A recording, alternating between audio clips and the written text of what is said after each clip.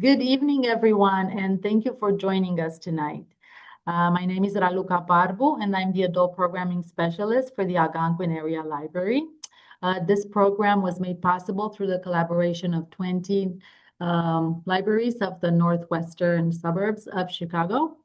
Tonight, we are excited to celebrate Earth Month and National Parks Week with the author Michael McColly's inspiring local story and book, Walking Chicago's Coast, a 63-mile journey to the Indiana Dunes. We will walk together as Michael recounts his 63-mile walk from Rogers Park to Indiana Dunes National Park, sharing the experiences, the history, and the insights gathered along the Chicago's ever-changing shoreline. Thank you so much for being with us, Michael. Oh, Tell us all about your book and your thank you, story. thank you, Raluca. I am glad to be here, and I'm thankful to the library, Algonquin's library, and the system for inviting me as a local writer. I think it's really critical to support writers, and it really makes me and my heart feel very good that the libraries are supporting writers. I'm a big walker, and this is a walk that I never envisioned making, but it kind of came out organically after spending a month walking in Great Britain. And when I returned after walking in England and Scotland, I just did not want to stop. And I looked out from the beaches in Rogers Park, and I could see across the lake at the dunes, and a place that is very important to me over many years, a place of refuge for many people in Chicago and Northwest Indiana. And I thought, since you can walk out of London and you can walk out of Edinburgh, you should be able to walk out of Chicago. And I got on Google Maps and looked at my route. Of course, I know the route many times. I grew up in Indiana and went back to visit family members hundreds and hundreds of times. I looked at the map and made a little itinerary of where I probably could go. But then I got in my car and, of course, drove the route. And I was in Gary and I said, "Are you going to do it or are you not going to do it?" And I put my money down at a couple of different hotels where I would go the first night and the second night. And then I drove back and said, "Okay, you're getting up the next day and you're going to walk it." And this was only 2 days after I got back from England. So I knew if I didn't do it, I would not do it. So I was under as you know, when you've traveled, you kind of have this traveler's mind, a traveler's heart almost. You want to keep traveling. So in essence, from my doorstep, I traveled in Chicago and into Northwest Indiana to the dunes. And so I'll show you my map, and here's the map of the route. You can see where I went up here in Evanston and all the way to the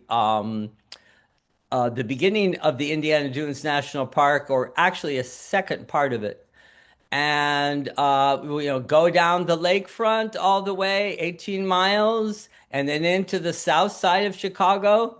And then let me go back to my slide to show you, and then back into Whiting, East Chicago, Gary, and the dunes.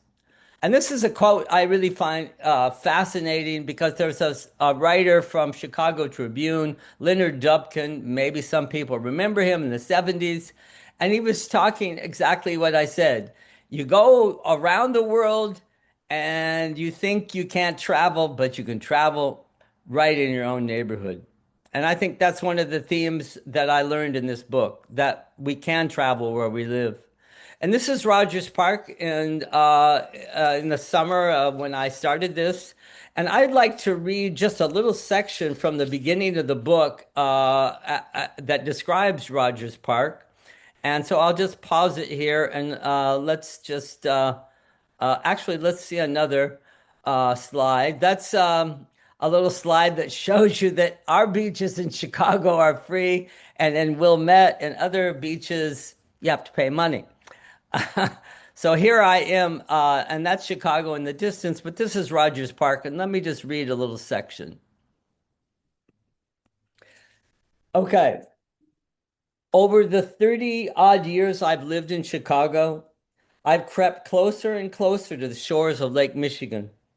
There's nowhere in the city save for a strip on the south side and here in Rogers Park where someone without a six-figure salary can nestle into a one-bedroom apartment and be able to hear waves breaking on the beaches outside a back window facing an alley. No expressway cuts us off. No skyscrapers block our view. No industrial plants pollute the water or the air that sweeps across the lake. Out my door, down the steps, and in less than it takes to make a cup of coffee, I am walking barefoot in sand and waving to one of my fellow lake swimmers down the beach who has just finished her mile-and-a-half swim in Lake Michigan. Here along Rogers Park's shore is the only beach directly abutting scores of homes, apartment buildings, and condos. There are palatial million-dollar homes on Lake Michigan further north in the suburbs and around the shore northeast into Michigan, but no community of teachers, workers, and taxi drivers has access to Lake Michigan quite like those of us in Rogers Park. Removed from the hubbub, the high rises, the crowds and traffic, people flock to the far corner of the city with its intimate public beaches and its thin slice of public space where Loyola Park meets Leon Park.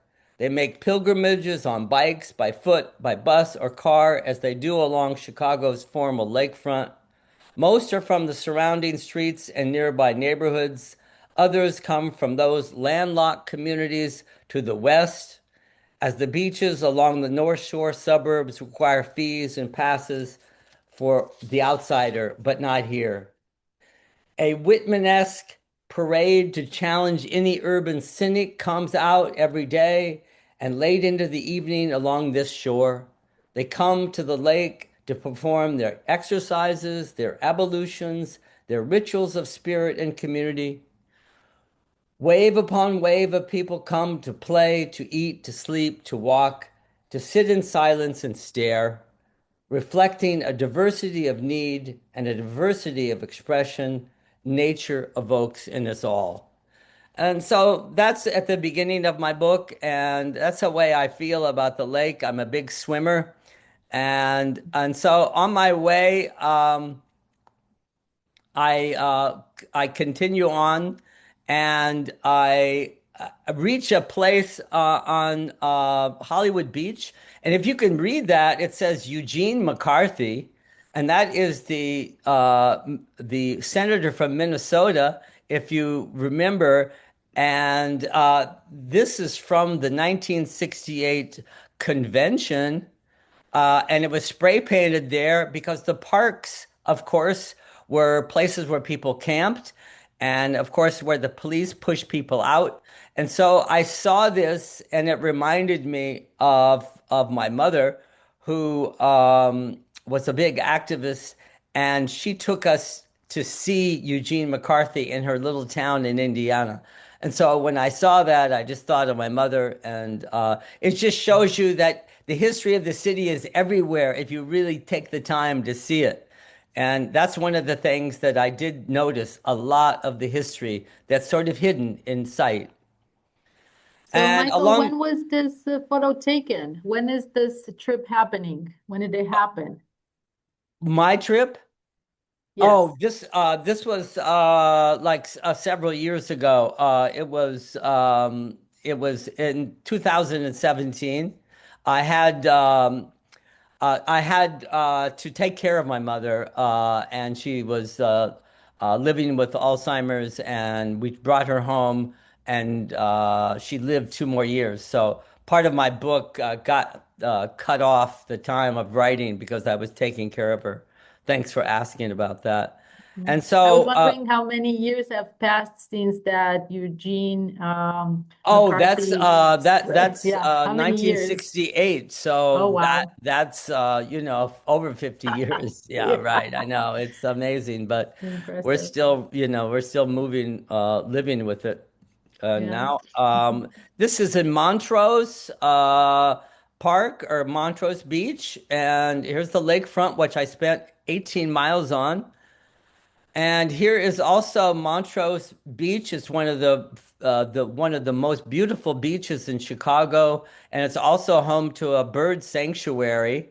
And it's you can see this is the cover of my book, of course, and it's a beautiful place. And I recommend going down to Montrose because right now is a big birding time because all the birds are coming through.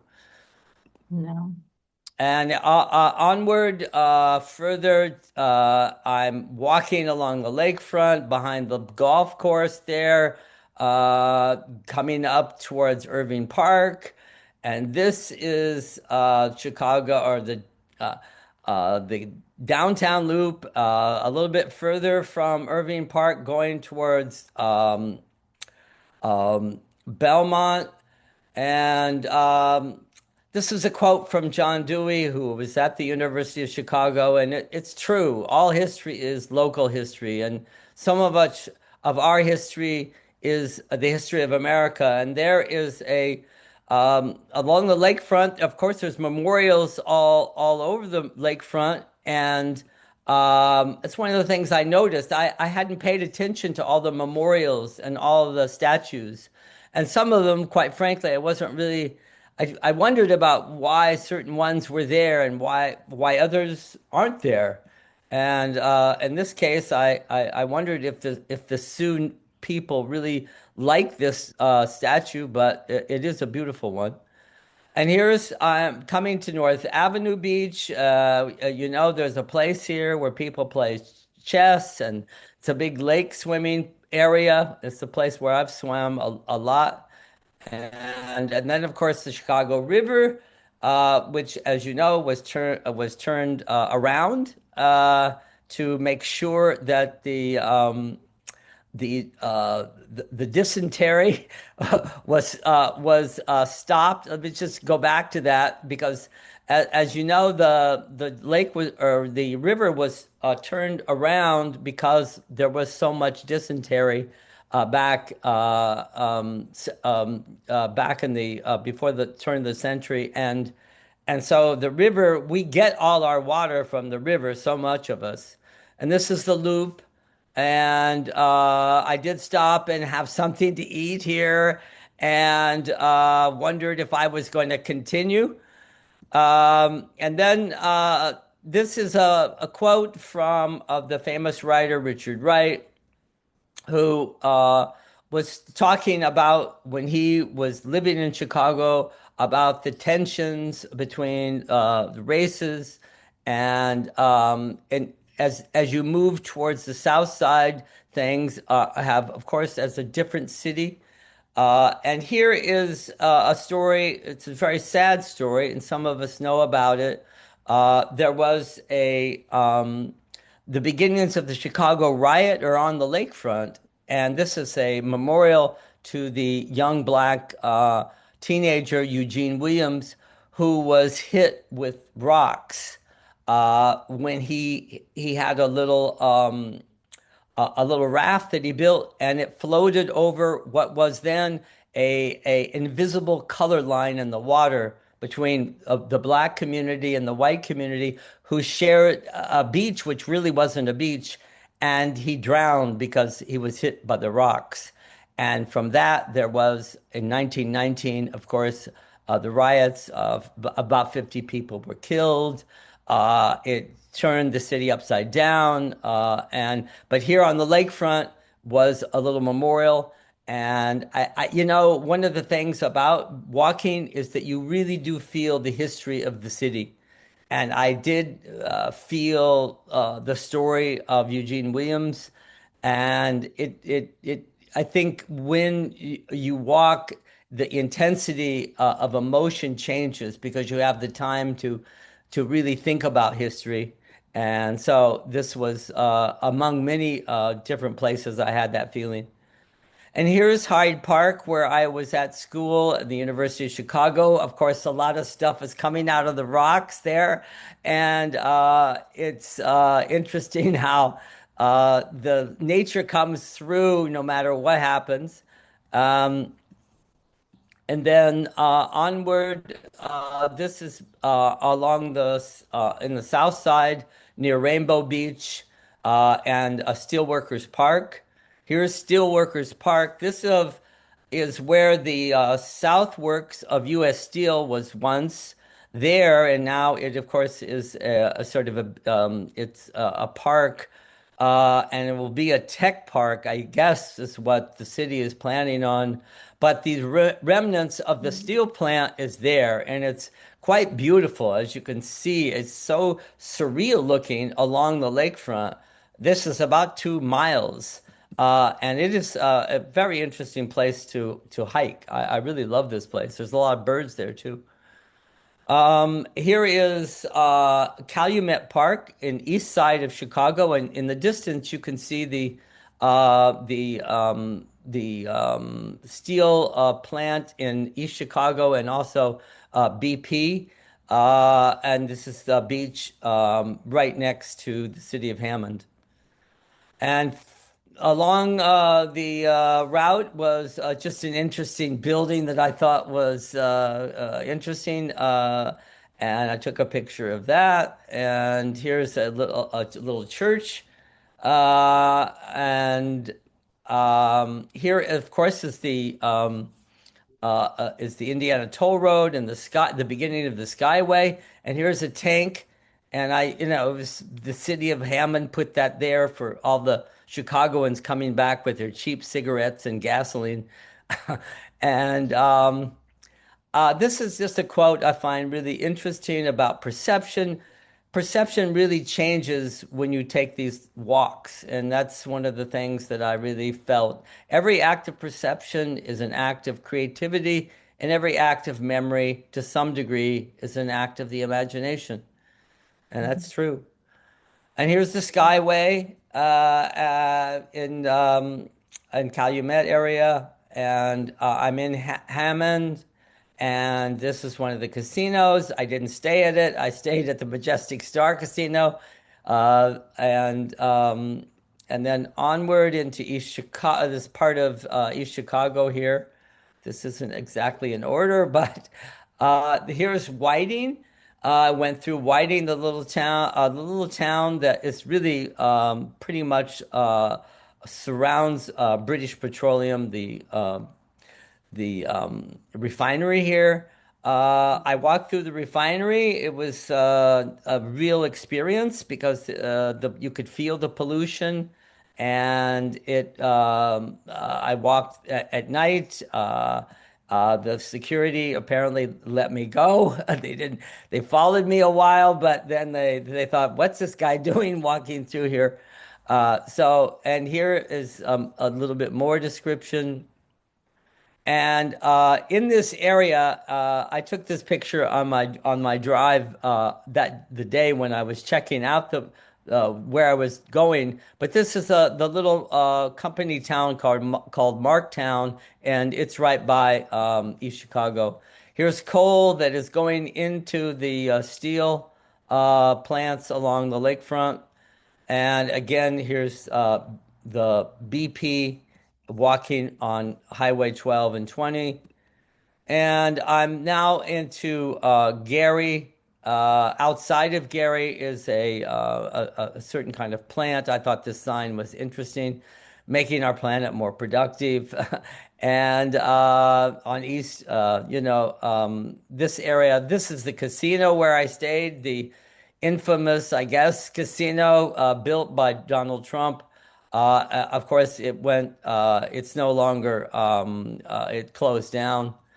I'm in beginning of Gary, and one of the things that has happened in many of these cities that have had struggled, you can see this is another image of Gary, and it's that there's many buildings that are abandoned, and it takes a great deal of money in order to demolish these buildings. And I think when you go through cities like my own hometown in Marion, Indiana, which was a factory town, it has many, many abandoned buildings.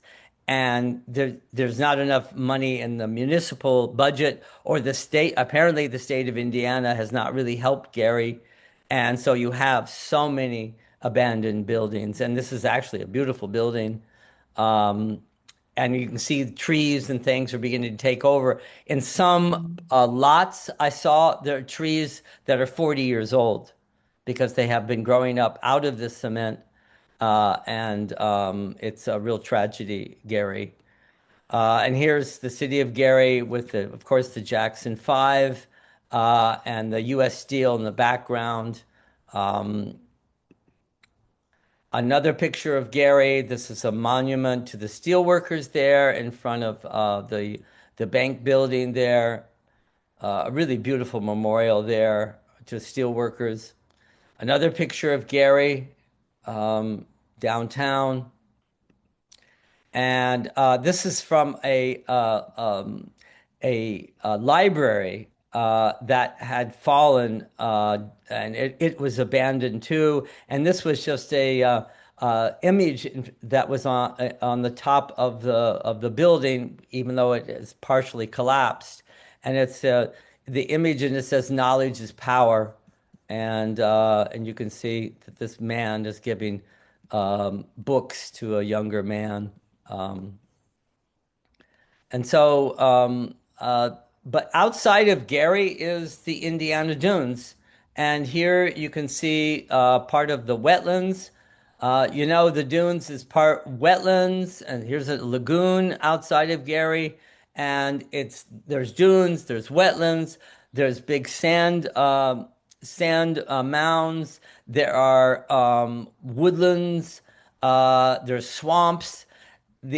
The extraordinary thing about the dunes is that it has all of these plants because it's such an unusual environment because it's by the lake. It has these dunes, but it's also part of the prairie. It's also part of the wetlands, and it's also part of the northern boreal forest that begins in Michigan. So it has all of these various um, ecosystems all together in one place, which was one of the reasons why they wanted to preserve this area way back in 1915. They knew that it was going to be possibly altered because they were beginning to build industrial plants like U.S. Steel, and Rockefeller built his refinery. So they were nervous about the demolition of the dunes, and so they preserved part of it, but not all of it.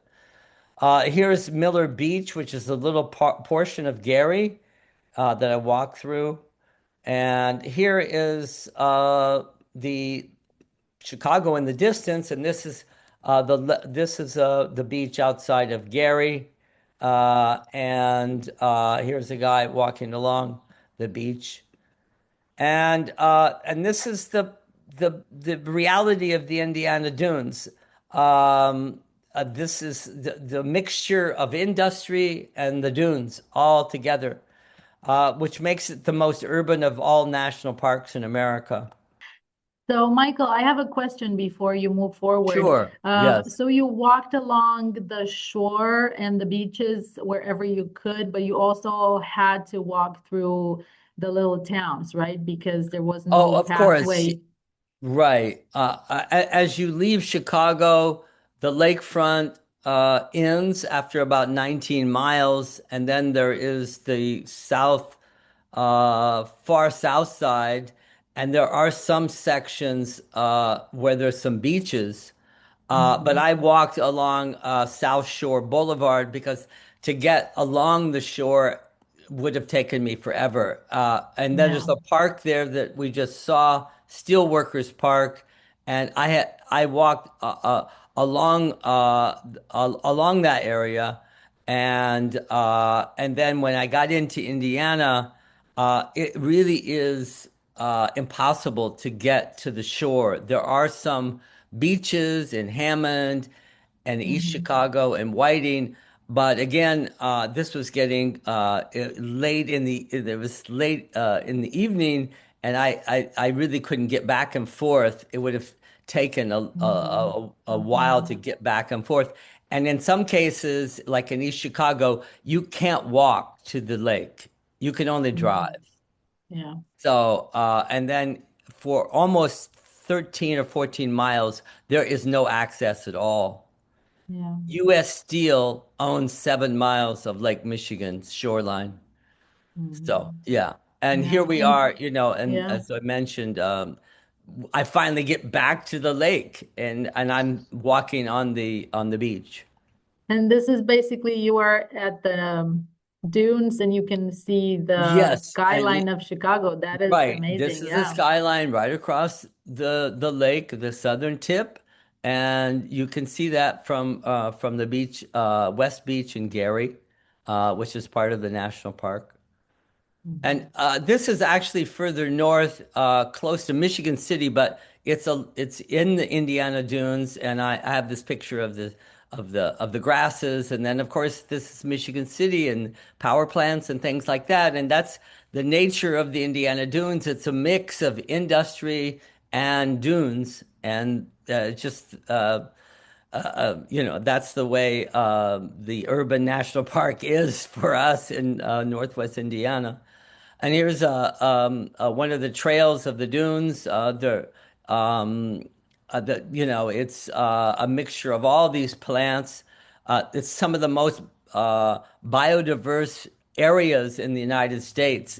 Surprisingly, is at the Indiana dunes. There's upwards of 250 different types of plants and trees there. It's quite amazing. You'd never Mhm. know. Yeah. And of course, I saw, deer while I was walking. And there you can see in the dunes in the background. And some of the dunes are there's all kinds of grasses and things and woodlands. And then other places it's very sandy. But yeah, there's lots and lots of deer there. And here's another shot along the lake, and in the distance is you can see the smoke, and that's Gary in the distance. Uh, and um, and this was in the evening. And this is one of the big marshes there in the dunes called Cole's Bog, and it's extraordinary area which I have gone to many, many times. Um, one of the things about the dunes for me is that it's a place of refuge, and I've walked there many, many times. I live with depression, and I also live with HIV. And when I first contracted HIV, I wrote a book about it, the After Death Room, and where I went to different parts of the world to interview all kinds of people who are doctors and activists, and I went to Africa and Asia.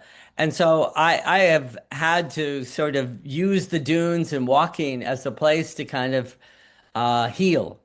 And I think this is the case for many people in natural parks, that we need these places like the dunes to hike and walk and be.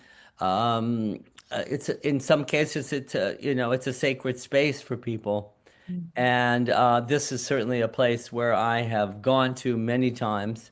And you get inspiration as well. And that's one of the reasons why I wanted to write this book is to kind of pay homage to the dunes, which is a very important place for me. And here's another, a shot of the grasses that grow along the shore. One of the things about the dunes is that it is it's the place, the home of the study of ecology. This is where it was um, I don't want to say it's discovered. It was just revealed that along the shores, the dunes keep moving inland all the time, and so the botanist Henry Coles, he and his graduate students spent years studying the dunes, and they could see the changes each year in the dunes, and then they could understand that plants and animals depended on each other in order to evolve. And so the reciprocity of plants and animals and insects and nature and the climate all kind of work together, and that was the beginning of the study of ecology that he could actually see. And this is another quote by a philosopher, French philosopher Merleau-Ponty, about we're so connected to the places where we live. We're not separated. We really are a part of where we live. And here's another shot of the dunes. Beautiful, area. The lake changing colors all the time. Uh, And this is a story that some people don't really know is that the part of the dunes were demolished to create the port of Indiana, and that's the area that was demolished. 3 miles of it was sacrificed, in my opinion, for the building of the Indiana port and the Bethlehem Steel, which was a major steel company back in the 60s. And of course, a lot of environmentalists fought this demolition. But in the end, the court case sided with the state of Indiana and Bethlehem Steel. And the sand, the demolition of the dunes, was shipped over to create the lakefront campus of Northwestern University. And as a former professor there, I have I have made people know what happened, and a lot of people don't want you to talk about it, but that's where the sand went. And then there's some young people on the lake there, and you can see the industrial area in the back. Um, and here again is a little description of the Indiana dunes, and this is the landmark for the study of ecology.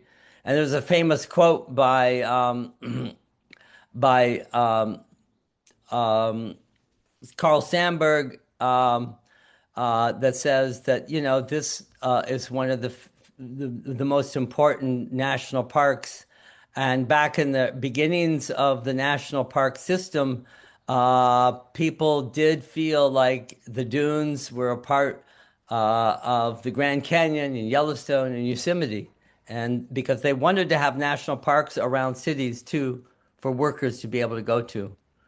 Um, And here again is the steel complex that I just described. And this area was, of course, altered, but it's still quite beautiful. I find the juxtaposition of industry with the dunes really interesting and beautiful.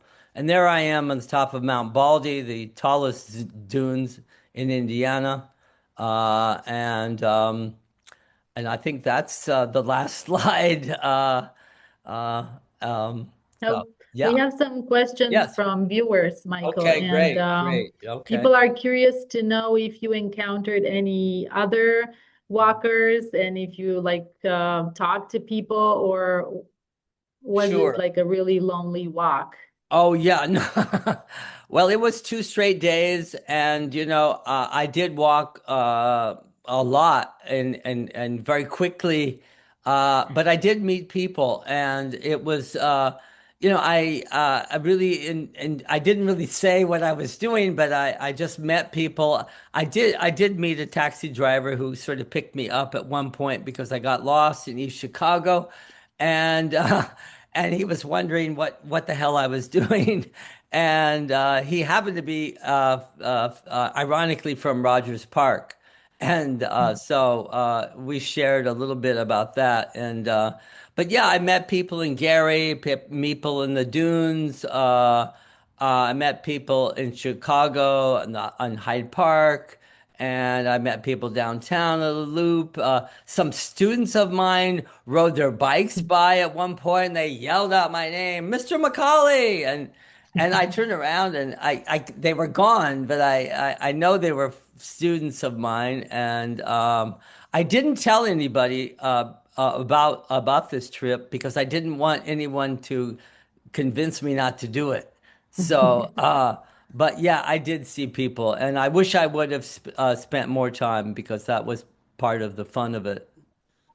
That was like a marathon and a half, right? It was Like a marathon. It some was two marathons. so It two was marathons, yeah. two walking marathons. Yeah. So basically Yeah. it took you 2 days to do the Right. 63 miles. Well, that is impressive. And did you have any like surprise encounters, like something that really surprised you to like, I don't know, came across something Oh very yeah. unexpected? Yeah, as I mentioned, I had this feeling of the history that I didn't expect. And I would start looking at buildings and bridges in a way that I never really had. I mean, I had the time to kind of look at buildings and bridges, and I began to have this. It's almost like your imagination begins to start working on you, and I started thinking, who built all these things? And it's obviously people years ago with their hands and their bodies, and just to get that feeling about everything is Mhm. made by people. And Mhm. we, of course, know that, but we don't stop and actually look at it. And of course, you see little bits of the architecture of buildings Mhm. that you just don't notice unless you're walking. And the Mhm. tops of buildings, you look and you go, what is that at the top of the building? I never even saw that. Little bit, little the beauties of buildings. Sometimes I looked at people's gardens that were just so, little small little sections. Even though there were some, poor neighborhoods, there would be these beautiful little gardens, or little displays in people's windows. And, Mhm. things you would never notice unless you were Yeah. walking. Of course, in Mhm. Chicago, people, Catholics have those little displays of Mary, and they're upside down bathtubs, and there's a beautiful little Mary and the plastic flowers and little things like that were just beautiful. And then I looked inside bars, and I was just a kind of I was traveling in my own city, and everything looked Mhm. really interesting to me. Yeah. Even inside like a convenience store, I just looked inside and I noticed how many different types of drinks you could possibly buy, I mean, things that but I was just observing like some kind of anthropologist or something. Hmm. So basically, it all started as your need to keep walking and keep traveling and discovering your own town and neighborhood. But then, how did this become the idea of a book? And how Well, did you decide to write about it? Or was it like your intention from the beginning? I had written about walking, as I mentioned, the healing aspect of walking. I did a lot of hiking in Arizona, and in the dunes, and then I thought, well, I will write a little essay about walking through Chicago, and Mhm. it'll be 25 pages, and and when I got done, I had some friends who are writers, and they said, "Oh no, it's not an essay; it's a book. There's no way that you could put this in a little essay." And they were right, of course, because so much history, so much land, industrial history, the history of the dunes, the history of Gary, the history Mhm. of the north side of Chicago. Wherever you go, there's just all this, There's so much. history. I mean, this is a big city. Yeah. So what So, do you hope readers feel while reading your book? What do you want them to take from it? Well, thanks for asking that. I mean, I think one thing that I did recognize, because I've done a lot of hiking since, I've been on the Camino de Santiago in Oh, Spain, and I have done some hiking in other cities in Indiana. I walked through Milwaukee and Indianapolis. But I think one thing that you discover, especially people who begin to walk in their own neighborhoods, they begin to have a connection to other people and the neighborhoods, and then they begin to have a more appreciation of of the fact that maybe we have too many cars and we need more safe streets and safe places to walk. And also the value of making connections from one park to the other, because I hope that you can have a trail all the way to the Indiana Dunes. There should be one, and they're starting to make one, but it's taken a long, long time. And I think also we look at the environment and, as it is Earth Week, and we realize yeah. that there's some places that are have been neglected and that people have to live Mm, around the pollution, and that we just yeah. have to be very vigilant about the pollution. But also, I think walking is so healthy for our spiritual health, along Mhm. with our physical health. Yeah. Yeah. Yeah, Yeah, this is really fascinating, Michael. And thank you for giving us a taste of your writing as you read for us a few paragraphs from your book and giving us a taste of walking around the Lake Michigan shoreline. I am very curious to visit myself, to go to Rogers Park and Indiana Dunes. So um, I don't know. Thank you so much oh, for thank you. sharing Yeah. Thank you. about your Yeah. history and your story and the book. I wanted to tell viewers that they can check out your book from the library system, Of as a course. few libraries have purchased it. And tell us if you have any plans for future long distance walks. Yes, I am going to go back to England actually in 3 weeks, to hike the coast to coast trail, and that goes from the west coast to the east coast, 200 miles. So I'm getting ready for that, and Oh, wow. walking, down Ashland and walking across town on Division Street, and walking along the lakefront again. It's such an easy place to walk, Is 18 it the miles. lake or the ocean? It'll be the ocean this time. Okay. Yeah. Yeah. But it's Ocean not to going to be ocean, two right. days. It's probably going to be Not what, going to a be two week? days. It's Yeah, going to be 15 days. 15 days. Well, we Yes. wish you good luck Thank and you. good health.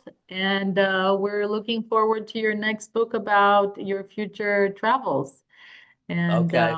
thank you so much for everything, Michael. And have a Thank good evening. Thank you, everybody, for joining us. I hope this was a pleasant presentation and you learned something new about our local history and geography. So hope to see you soon for our future programs. Thank you and good night. Okie dokie. I think it All was right. really good. Oh my Okay, let God. me just You get an Academy Award for getting this guy through it. You're let me the stop the director. recording. You're Hold the on. director of the all directors. Yes, I